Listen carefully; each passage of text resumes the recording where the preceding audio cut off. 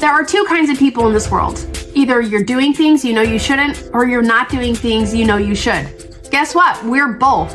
Hi, I'm Marcy Barker, life and business coach, aka your loving kick in the pants. This podcast is here to help you become accountable with aligned action and become boss-minded while growing a business without sacrificing what matters most. Let's dive in.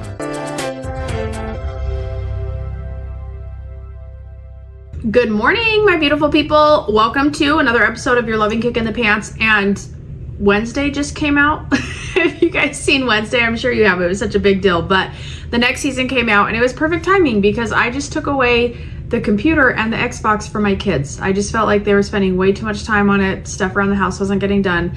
And my daughter was like, Mom, Wednesday came out. Can we please watch it together? And I said, yes, we can watch it together. I think that's a great use of screen time as if we're using it together. Anyway, if you guys are listening to this podcast, you cannot see how beautiful my hair is today. But if you do see it, it's like, I'm kind of pulling like Morticia Addams here. My hair is getting long and I got the center part and I'm feeling good. And I was just thinking about how confidence makes a difference in how you're perceived. And I've had a couple of conversations lately, one with my client about, she was on a networking call and somebody complimented her and they were like, we are so surprised at how organized you are for how new you are. And she was like, oh, that's amazing. And it was nice for her to have that experience because now she can update the way that she presents herself because she has an increased confidence based on success, based on how people are viewing her. And last week we called her out because she made a reel that said, I'm trying to do this thing. And I was like, why did she say she was trying? Because she's actually doing it. And confidence makes a big difference. And so I think that in your business journey, as you listen to this podcast today, I want you to think about how you're being perceived because there's this saying called, I am not what you think I am. I am what I think you think I am. And that seems a little confusing, but let me tell you again. I am not what you think I am.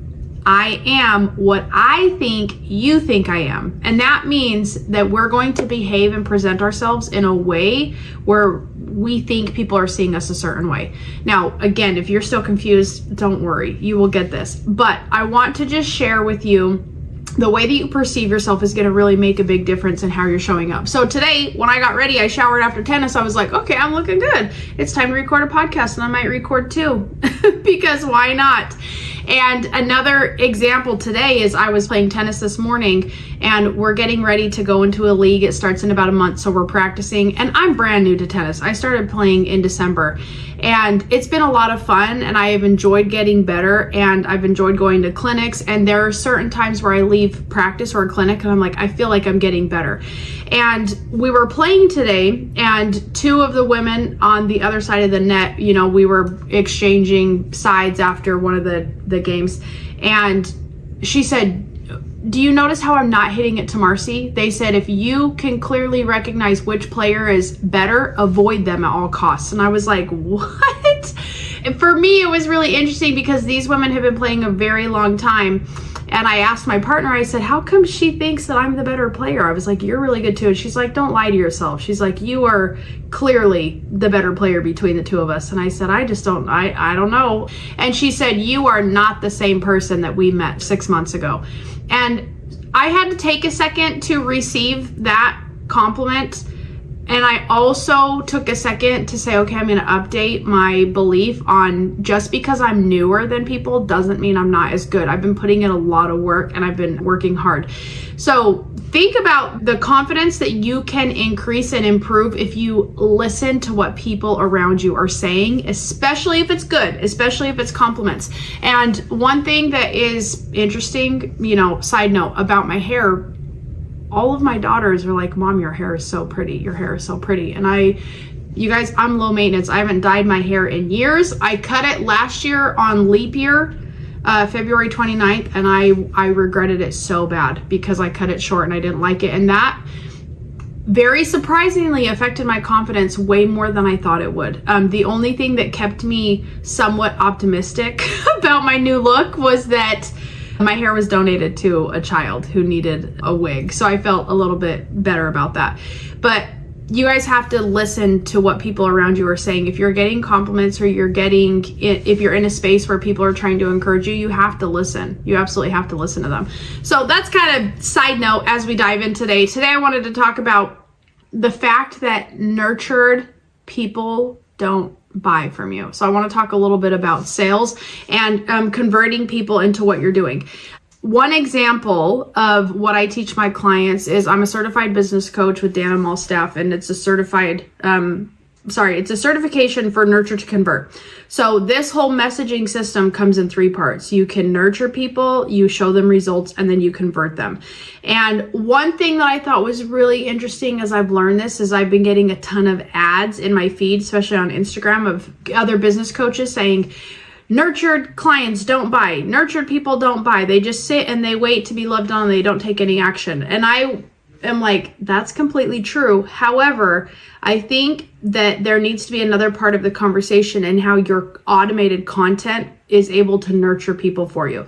So when I teach my clients, right now there's hybrid coaching. So if you guys wanted to get in on coaching, there's a lot of different options. If you wanted to just get into the group calls with us, you're more than welcome to. Or if you want to meet with me every single week and we do a lot of stuff together and implement with your tech and email lists and all of that stuff, we can totally do that.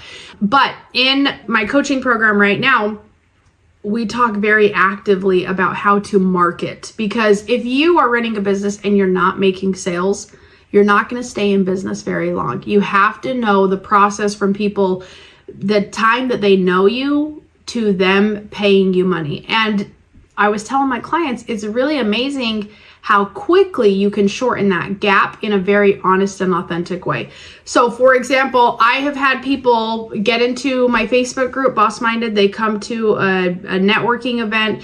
They meet me, they learn a couple things, they realize that this community is amazing. They get on a call with me and then they take action. We start moving forward together. That's a really beautiful thing, but guess what? That does not happen by accident. People who are making significant money in their business, it didn't just happen by accident. There is a process that goes along with it. So like I was telling you, one of my clients who went into a networking event and somebody's like, you're so prepared, you're so awesome when you're new to this. She was like, I got Marcy as my secret weapon. And she thanked me. She said, I wouldn't be where I am today unless it was for you. So it was really cool to recognize that there is a specific process and pattern that you can follow to make that conversion piece happen even sooner. So again, there's 3 different parts. There is nurturing, which is helping people feel included, and nurturing content helps people recognize if they want to stick around in your space or not. If they feel comfortable there or they feel like their needs are getting met, they're going to stick around.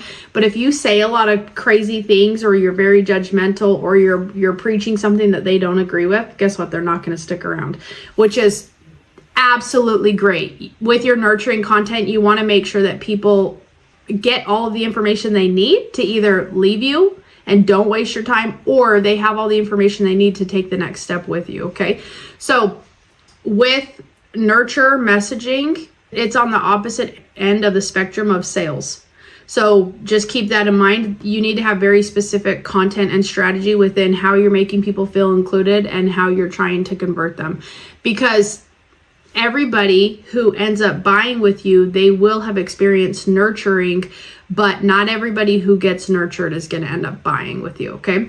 So the next part of this is results messaging. This is where people who are in your community and have chosen to be nurtured by you, now it's time for you to show them what you can actually do for them. And results is the process of clearly articulating what you can do for them. So this is what your offers are. This is what you're trying to sell. This is your brand and your values.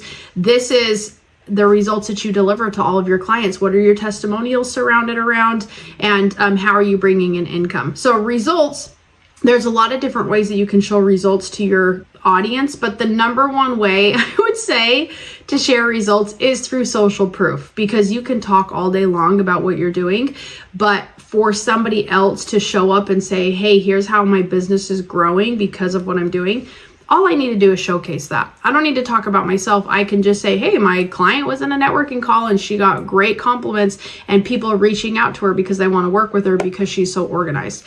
That is a testament to what we're doing in the hybrid coaching program, but it is also showing you how you can have the same thing too if you feel like this is a good community for you, if this is a place where you have felt nurtured and you felt taken care of and supportive, then chances are, if you're looking for results, this is the place that you want to keep coming back for results, okay?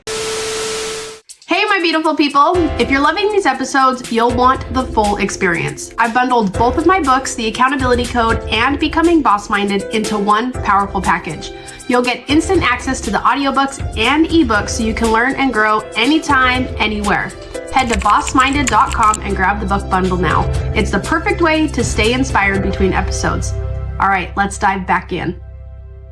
So then the last part of this whole sequence of nurture results, next is conversion. This is where people take action with you. And this is, reminder coming back to those ads of saying nurtured people never buy. It is true that you have to have a strategy in place to get people to take action with you, because if you don't, most people are not going to throw their money at you and say, okay, what can you put together for me? I want to pay you. Usually you say, hey, here's my offer. Here's what we're doing. Are you ready to get in on it or not? And this has been really common for me, having my accountability accelerator. I do it only twice a year, and I have to tell people when I'm doing it, because if I don't tell them, then they're not going to know. People are not paying attention to my content calendar the way that they're paying attention to their own calendar. So part of conversion messaging is having the strategy in place to give people the information after they've been nurtured, after they have seen results. And then they just have to make this decision to move forward with you. So what I want you to think about in this podcast is, what is your strategy for converting people?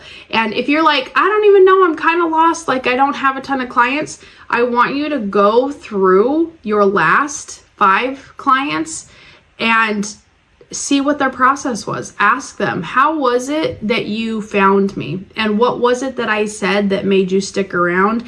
And what results did I show you that you desired to have yourself? Now, if you're like, Marcy, I've never had a client, like I'm still working on that.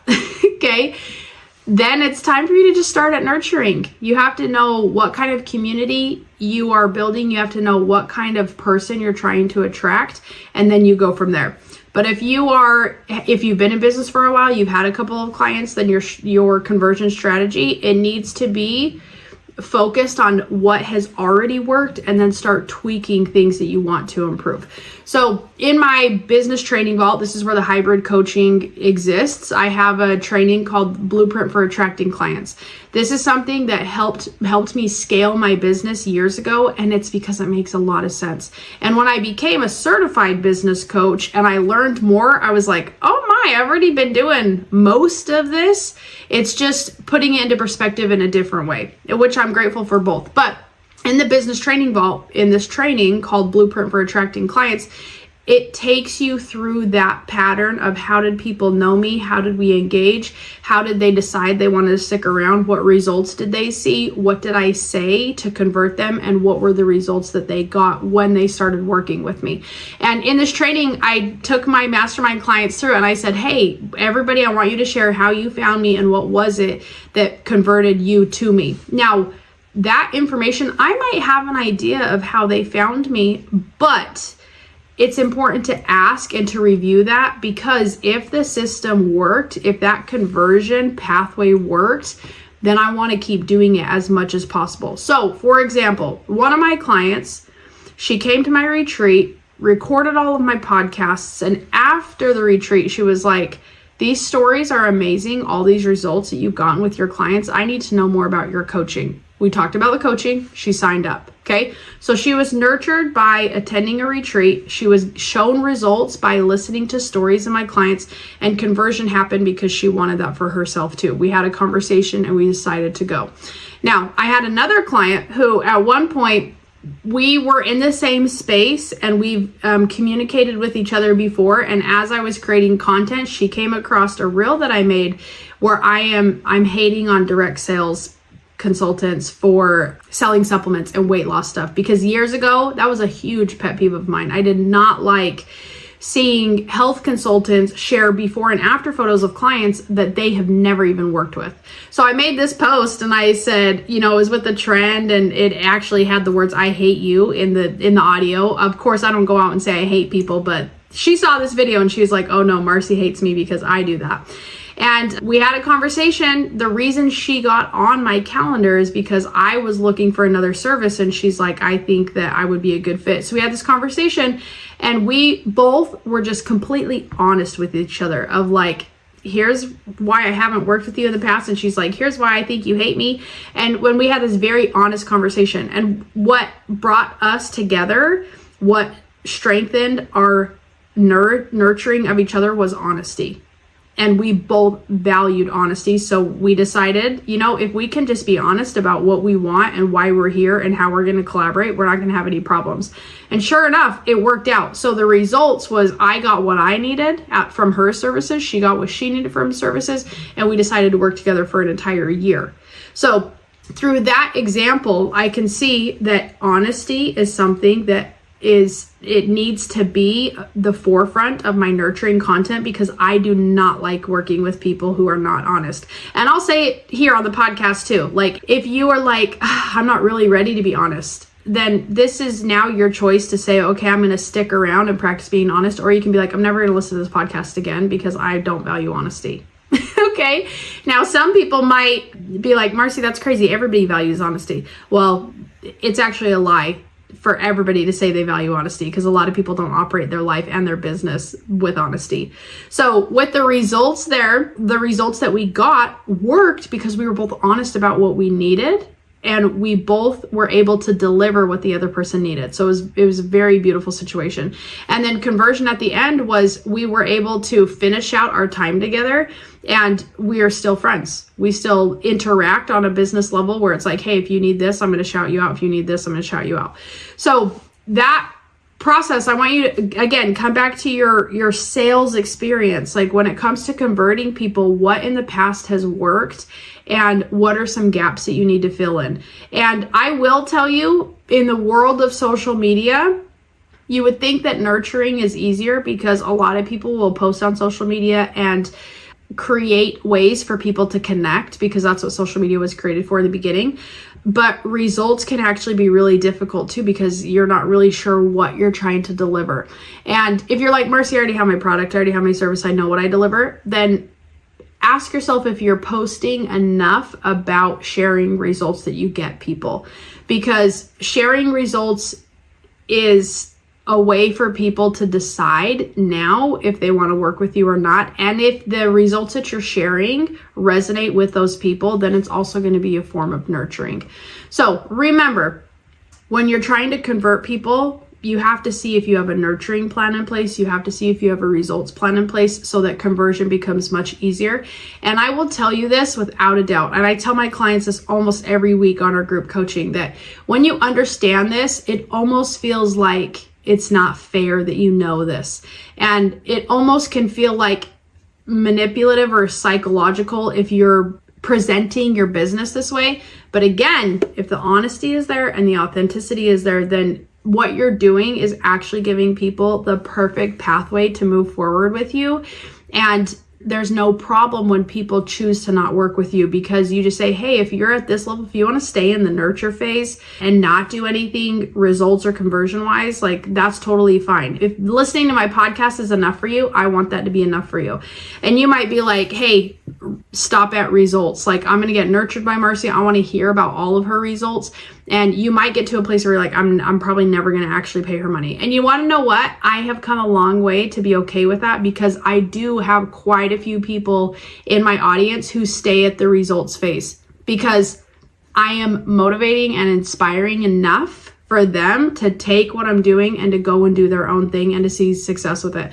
Like, I've had people read my book, The Accountability Code, and that was enough for them to quit their job and start their business.